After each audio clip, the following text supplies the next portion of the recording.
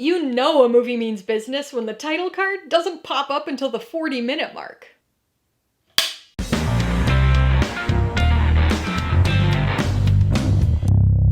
Hey everybody, welcome to Mainely Movies. As part of my coverage of the 2023 Toronto International Film Festival, today I'm going to be talking about the 2023 Indian action thriller, Kill, which will finally be released in theaters on July 4th. If you're new here, please consider subscribing for a variety of movie-related content, like reviews, rank lists, and trailer reactions. All my reviews include a breakdown of the pros and cons, my rating, and some tailored film recommendations, so be sure to watch through to the end of this video for all of that extra content. Kill stars Lakshya Lalwani, Raghav, Juyal, and Abhishek Chauhan, and was directed by Nikhil and Nagesh Bhat. It tells the story of a pair of commandos who attempt to stop the hijacking of a passenger train by an army of bandits. Some movies approach their stories with a degree of subtlety. Some choose to take a more direct, over-the-top route. And then there are movies like Kill. The name may sound a bit generic, but when you also take into account its all capitalized stylization, you realize it's one of the most aptly named action films out there. I saw this movie at TIFF last September, and since then, I've been anxiously waiting for it to finally get distribution and a release date, waiting to be able to see it again, waiting for others to finally be able to experience it. Since the festival, I've known that if Kill could get out there and be seen by enough people, it'd become the next cult action sensation. This was part of the Midnight Madness program at TIFF, but I saw it at its earlier press and industry screening. These are usually fairly quiet affairs, people taking notes and studying the film, solemnly watching for work. There have been some notable exceptions over the years, but these P&I screenings don't typically have very interactive crowds. Well, let me tell you, this felt like a public screening. A dozen or two people walked out in disgust, but those who remained had a blast, clapping and cheering, groaning in entertained pain with each new brutal kill.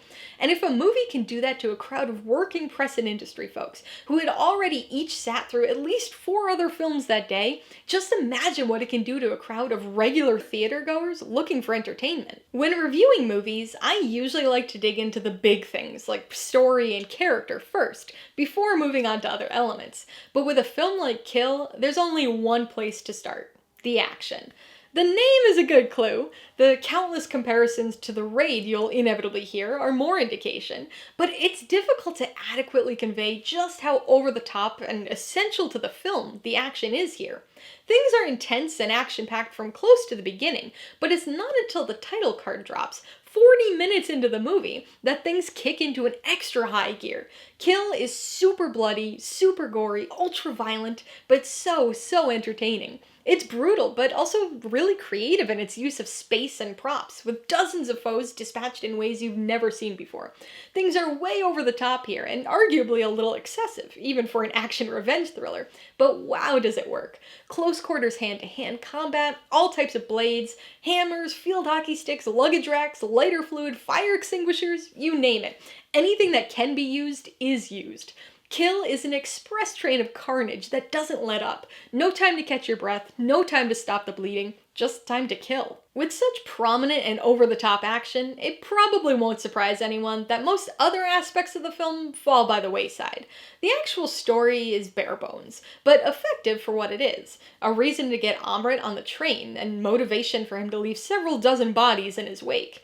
That said, the story and tone offer up a very strange mix. There's a lot of melodrama to the romantic setup here. It's incredibly cheesy at points, and between the awful dialogue, string-heavy romantic music, and slow-motion longing, smiling looks, the theater was cracking up. Honestly, it's hard to tell if the cheesiness was intentional or not, but it adds to the whiplash-inducing tonal shift once the blades, blood, and limbs start to fly. This is the type of movie that might initially make you think you're in the wrong theater, but if you stick it through the opening melodrama, you'll be rewarded with a brutal and entertaining genre film. Until Best Stunts becomes a category, a movie like Kill won't be winning any Oscars, but that doesn't mean it's not still a bloody good time, in every sense of the phrase. Once this train gets rolling, it's a blood-soaked, non-stop actioner. With its single location and cramped conditions, the film makes great use of its locomotive setting.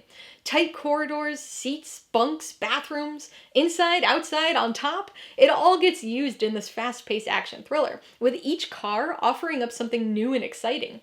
Kill is the kind of film that's gonna divide people. Some people will find the over-the-top violence gratuitous, but others, probably those who would seek out a film like this, are gonna have a grin plastered on their face for 2 hours, enjoying the sheer action ridiculousness of it all. Alright, let's talk about the pros and cons. The biggest pro has gotta be the action. Shocker, I know.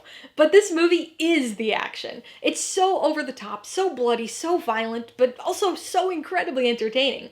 After the first couple minutes of melodrama, this movie kicks into gear and then never lets up. In fact, it actually ramps the action up another couple notches after the title card appears at the 40-minute mark. This type of continuous non-stop action could get repetitive or dull in a lesser movie, but the creativity on display here ensures it remains enjoyably ridiculous throughout the runtime. Pro number 2 is the film's use of location. This is basically a single location film, with almost the entirety of the movie restricted to a moving express train. Now, obviously, that offers up a bit more variation than a movie that occurs in just a single room, for example, but even a whole train can be a challenge for a fast-paced action movie like this. Almost all of this action has to occur in narrow corridors as Amrit fights his way from one end of the train to the other. But these close quarters, along with a variety of train props and areas, make for a surprisingly creative and intense non-stop action sequence. On the con side, the biggest issue is the melodrama. To be honest, I'm not sure if the cheesy melodrama was intended to be earnest or if it was added for humorous effect, but it's definitely the weak point of the film. The romantic subplot serves as decent motivation, but the cheesy dialogue, story, and character backstories don't do much to help the movie. Luckily, when you're watching the action here, which is the vast majority of the movie, you don't even think about this aspect of the film. So if you can get through the first 5 to 10 minutes of cheese, you're golden. Before I give you my rating and recommendations, I want to remind you that if you're interested in buying Kill or any of the other films I mentioned today, I do have affiliate links for all of them in the description below. I get a small commission from anything you buy using one of my links, so I'd really appreciate it if you use them if you're in the market for any of these movies. I'm gonna give Kill 4 out of 5 paws. Perhaps one of the most aptly named action films, Kill is a violent and bloody good time.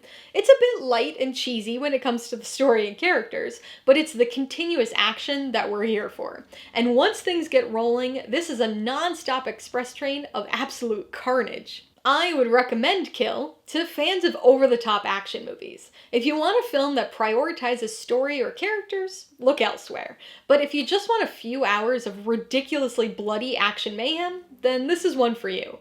The blood and gore may be too much for some people, and there were definitely a lot of walkouts at TIFF, but if you can handle the violence, you're bound to have a lot of fun with its creative absurdity. If you liked Kill, I would recommend The Raid. I'm sure everybody's gonna make this comparison and recommendation when they get a chance to watch Kill, but there's a reason for that.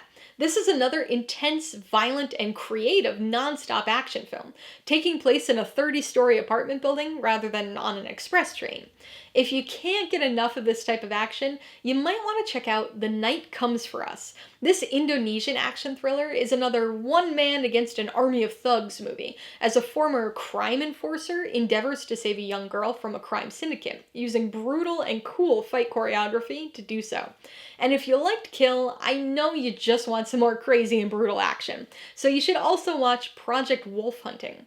Ultra violent and bloody, this one's a bit more nihilistic than the other films, following a group of violent convicts as they riot and attempt to escape while on board a cargo ship. Alright, a couple questions for you guys. Number 1, have you seen Kill? If so, what'd you think of it? And number 2, what's your favorite action movie told in a single location? Be sure to leave your answers in the comments below so we can get a discussion going. Alright, so if you got some enjoyment, insight, or information out of this review, I'd appreciate it if you'd hit that like button. And if you haven't done so already, please subscribe if you're at it to see more videos like this. Till next time, this has been Alyssa with Mainly Movies, the way life should be.